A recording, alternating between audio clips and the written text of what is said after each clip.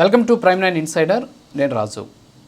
రాఘవ్ చద్దా ఈ పేరు అందరికి కూడా తెలిసి ఉంటుంది. ఎందుకంటే ఆయన ఆమ్ ఆద్మీ పార్టీకి సంబంధించినటువంటి ఒక రాజ్యసభ సభ్యుడు. ప్రస్తుతానికి నిన్నటి వరకు కూడా ఆయన రాజ్యసభలో ఆ పార్టీకి ఉపనేతగా ఉన్నటువంటి వ్యక్తి. ఆయన లేవనెత్తినటువంటి ప్రశ్నలు కేవలం పార్టీలను, రాజకీయాలను, రాజకీయ నాయకులనే కాదు, యావత్ భారతదేశంలో ఉన్నటువంటి ప్రతి సామాన్యుడిని కూడా కదిలించినటువంటి వ్యాఖ్యలు ఆయన పార్లమెంట్లో చేశారు.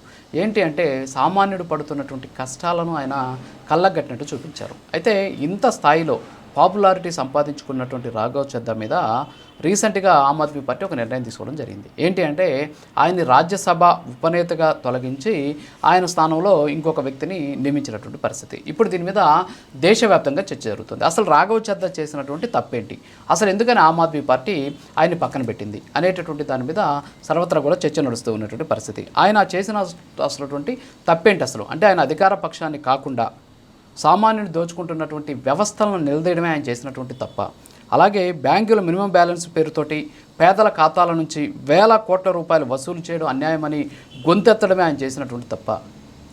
నెలంటే 30 రోజులు మరి ఆ నెల రోజులకు సంబంధించి మొబైల్ రీఛార్జ్కి మాత్రం 28 రోజులు ఎందుకుంటున్నాయని చెప్పేసి ఆయన అడగడం తప్ప, దోపిడీని ఆపమని చెప్పేసి టెలికాం సంస్థలని నిలదీయడం తప్ప, స్పీడ్ డెలివరీల పేరుతోటి గిగ్ వర్కర్ల ప్రాణాలతో చెలగాటమాడవద్దని చెప్పేసి కార్పొరేట్ దిగ్గజాలపైన ఆయన పోరాడటం, ఆయన చేసినటువంటి తప్పులు. కేవలం ఇవే కాదు, ఏ రాజకీయ నాయకుడి పైన ఆయన పోరాటం చేయలేదు, ఏ పార్టీ మీద ఆయన విమర్శలు చేయలేదు. ఈ దేశంలో ప్రజలను దోచుకుంటున్నటువంటి వ్యవస్థలను ఆయన నిలదీశాడు. అనేక రకాలైనటువంటి అంశాలు, ఇందాక నేను చెప్పినటువంటి టెలికాం కావచ్చు, మినిమం బ్యాలెన్స్ల పేరుతో జరుగుతున్నటువంటి దోపిడీ కావచ్చు, at the same time gig వర్కర్లకు సంబంధించినటువంటి ప్రాణాలతో చెలగాటమడుతున్నటువంటి అంశాలు కావచ్చు, దీంతోపాటు పసిపిల్లలు తాగేటటువంటి పాల కల్తీ దగ్గర నుంచి మనం ఇంటికి కట్టేటటువంటి అద్దె వరకు ప్రతి దాంట్లో సామాన్యుడి ఆవేదన ఆయన సభ ముందుంచాడు. మరి అలాంటి సామాన్యుడి గొంతు ఈరోజు పార్లమెంట్లో వినపడకుండా చేసినటువంటి దౌర్భాగ్యకరమైనటువంటి పరిస్థితి ఆమ్ ఆద్మీ పార్టీకి వచ్చింది.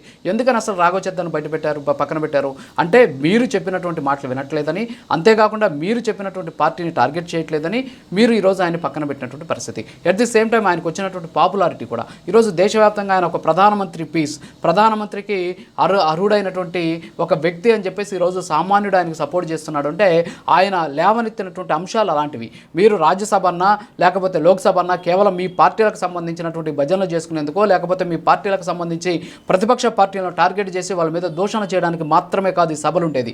ఈ సభలు ఉండేది ప్రజల వాణిని, ప్రజల నాడిని సభలో వినిపించడం కోసం ఉన్నాయి. మరి అలాంటి పని ఈరోజు రాఘవ్ చద్దా చేస్తుంటే ఆయన మీద కక్ష కట్టి పక్కన పెట్టినటువంటి పరిస్థితి ఈరోజు మనం దేశంలో చూస్తున్నాం. అలాంటి నాయకుడు కావాలని చెప్పేసి ఈరోజు సోషల్ మీడియా గొంతెత్తుతూ ఉంటే ఆ గొంతులన్నింటినీ కూడా నొక్కేసే విధంగా రాఘవ్ చద్దాను పక్కన పెట్టినటువంటి పరిస్థితిని మనం చూస్తున్నాం. రాఘవ్ చద్దా ఏం తప్పు చేశాడు అసలు అంటే మీరు చెప్పినటువంటి బీజేపీని టార్గెట్ చేయలేదనా, లేకపోతే మీరు చెప్పినటువంటి అధికార పార్టీని టార్గెట్ చేసి వాళ్ళ మీద విమర్శలు చేయలేదనా, లేకపోతే మీరు చెప్పినట్టు మీ పార్టీకి సంబంధించినటువంటి భజన చేయలేదని ఆయన చేసిన తప్పల్లా ఒకటేనా అంటే మీరు చెప్తున్నదేంటి? సామాన్యుడి గొంతుకగా ఆయన మారడమే ఆయన చేసినటువంటి తప్ప.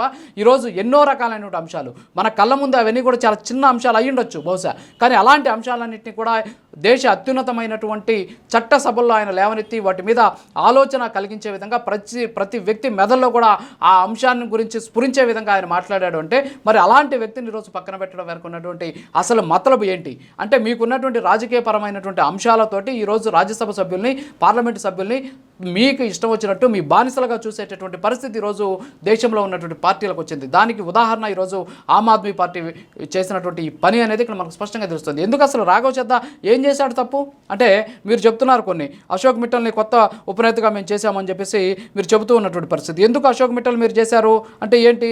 ఆయన ఆమ్ ఆద్మీ పార్టీకి సంబంధించినటువంటి కొన్ని క్రమశిక్షణ ఉల్లంఘించాడు.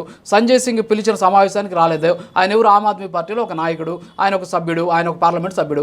ఆయన పిలిచినటువంటి సమావేశానికి ఈయన పోలేదట. అలాగే పార్టీతో విభేదిస్తున్నటువంటి స్వాతి మలివాల్ని పోయి కలిశాడంట.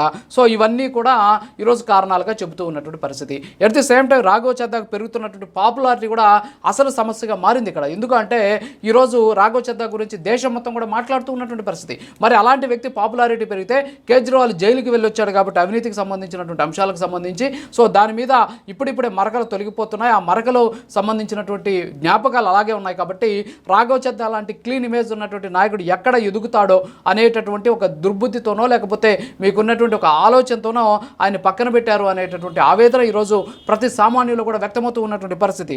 అశోక్ మిట్టల్ని ఈరోజు మీరు నియమించారు. ఓకే, అశోక్ మిట్టల్ సమర్థుడు అయి ఉండొచ్చు. కానీ ఇక్కడ మీరు గొంతు నొక్కింది ఒక వ్యక్తిని మార్చడం కాదు, ఇక్కడ ఒక ఆలోచన అంచివేశారు, ఒక గొంతును మూగబోయేలాగా చేశారు. అలాగే ఇప్పుడు రాఘవ్ చద్దా మౌనంగా ఉండొచ్చు, కానీ పార్టీ నిర్ణయానికి తలగొచ్చు. కానీ ఆయన భవిష్యత్తులో ఈ నిర్ణయం ఖచ్చితంగా ఆమ్ ఆద్మీ పార్టీకి ఒక వ్యతిరేకమైనటువంటి ఒక నిర్ణయంగా మారేటటువంటి అవకాశాలు ఉన్నాయి. ఇక్కడ మీరు ఆయన్ని ఫ్లోర్ లీడర్గా తీసేసినటువంటి సందర్భంలో అంతవరకు ఆగాలి. అంతేగాని మా పార్టీ తరఫున మాట్లాడడానికి మైక్ ఇవ్వద్దని చెప్పడానికి మీరెవరు? మా పార్టీ తరఫున మాట్లాడడానికి మీరు సమయం ఇవ్వద్దని ఎలా చెబుతారు? అసలు ఎలా లేఖలు రాస్తారు పార్లమెంట్ సెక్రటరీకి? సో ఈ విధమైనటువంటి రాజకీయాలు ఈ దేశంలో ఉన్నంత వరకు దౌర్భాగ్యకరమైనటువంటి పరిస్థితి తలెత్తేటటువంటి అవకాశాలు ఉన్నాయి.